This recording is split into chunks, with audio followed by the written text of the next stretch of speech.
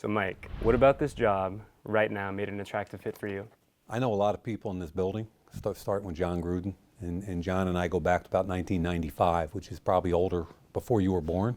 But Jon is a guy that has always had this energy about him and this passion for the game. And since the day I met him, I think he recognized the same in me. And we've talked about players forever, we've compared, we've argued, and come from that is a respect, I think, a mutual respect for how you go about your job. And then when you combine that with Paul Gunther, who I've compared notes with for 20 years, Richie Bisaccia, the special teams coach, he and I were camp counselors at Joe Namath's football camp when we were juniors in college, from different colleges. And we've stayed in touch since. I know almost your entire staff. I've got a great respect for the coaching staff.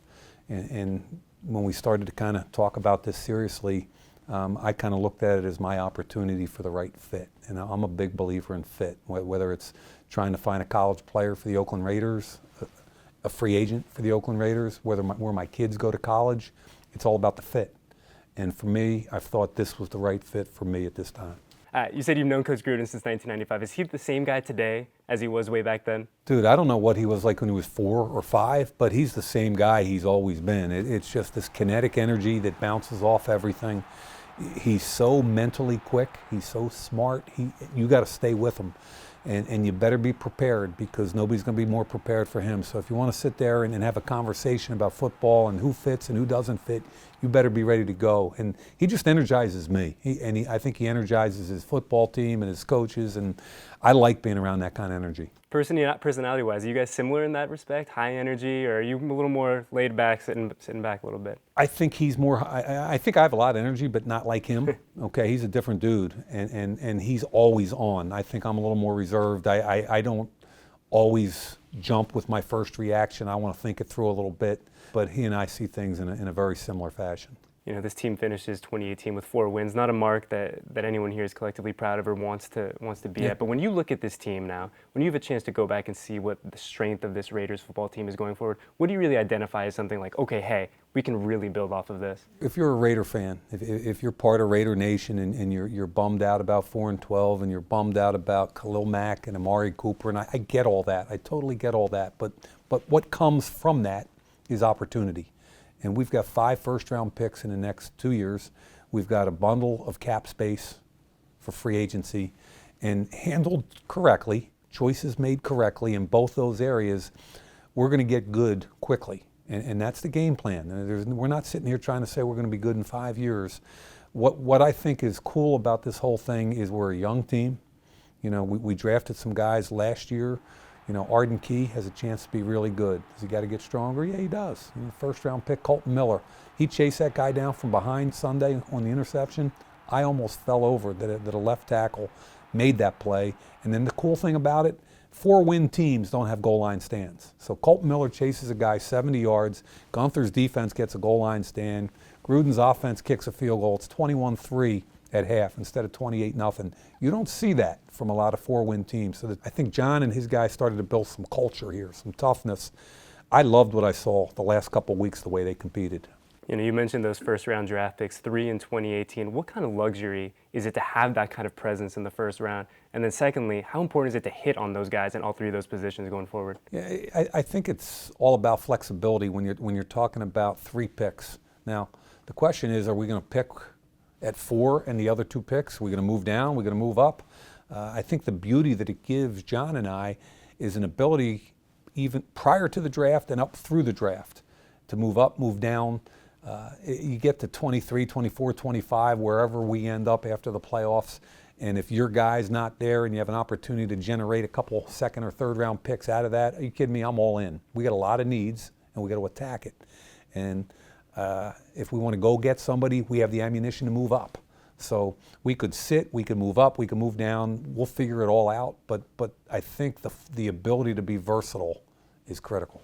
I know it's kind of a broad question with probably a dozen different answers, but philosophically, how do you believe in constructing a roster? What's really important to you as an evaluator? It's a really good question. And we can get into all kinds of other things, but the core values of toughness, physicality, high football IQ, speed, and what's most important to me at every position is do you compete? And I don't care if you're a corner or a left tackle or a defensive tackle. I want to know if you compete. How tough are you? Can you bring it every day for 16 weeks? And to me, that's what an Oakland Raider is. And you've spent the better part of 2 decades now evaluating players on NFL Network. When you look back at that experience, how valuable do you think it's going to be for what you learned at that job, now taking it to your new role here?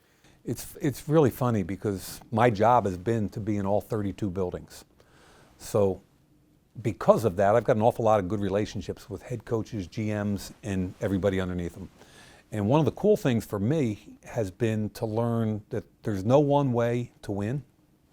There's no one way to lose. There's a whole bunch of different ways that you can attack this thing. It's not no one right way or no one wrong way. And at the end of the day, you could say, well, Mike, you've never been on this side of the industry. The way I look at it is I've been evaluating 32 teams for the last 15 years as their GM. So I think I'm scheme diverse. I think I've learned a lot of lessons from a lot of great coaches, a lot of great personnel people. And I think it's the time in my life where I can help and try to implement what I've learned. You know, you interviewed for a front office position here with Al Davis a decade ago. Do you ever think that 10 years later, whatever it is, you'd circle back and now be the general manager of the Silver and Black? I can't tell you how many phone calls Al Davis. I mean, I spent 6 to 8 hours in this building interviewing with Al Davis, and then I went back to Philadelphia and back to reality, and the phone rang almost every day, and it was Mr. Davis wanting to talk football, wanting to talk about me coming to Oakland, wanting to talk about us getting together, and he was infectious. You know, I was kind of like, wow. So the fact that Mark Davis, his son, could 10 or 12 years later make it a full circle, come back, and then to do it with Jon Gruden, never could have imagined it. It's almost like a script that Hollywood wouldn't accept. When you've been around this league a long time, when you think of the Oakland Raiders, this team, this brand, what this team really represents, what do you think of? Man, I think back to the good old days, the quote good old days. You know, when it was dirty, it was all grass. You know, it was John Matuzak, and it was Cliff Branch running verticals, and it was Jim Plunkett. It was my good friend Howie Long dominating. I could give you so many memories, and it was them against the Pittsburgh Steelers and Three Rivers and the ball, Franco Harris, immaculate reception. I remember the good and the bad. I could go on and on with you about the history of this franchise, and to be honest with you, it kind of just, it humbles me that I'm now an Oakland Raider. And like Howie Long has said to me, you know, once a Raider, always a Raider, man.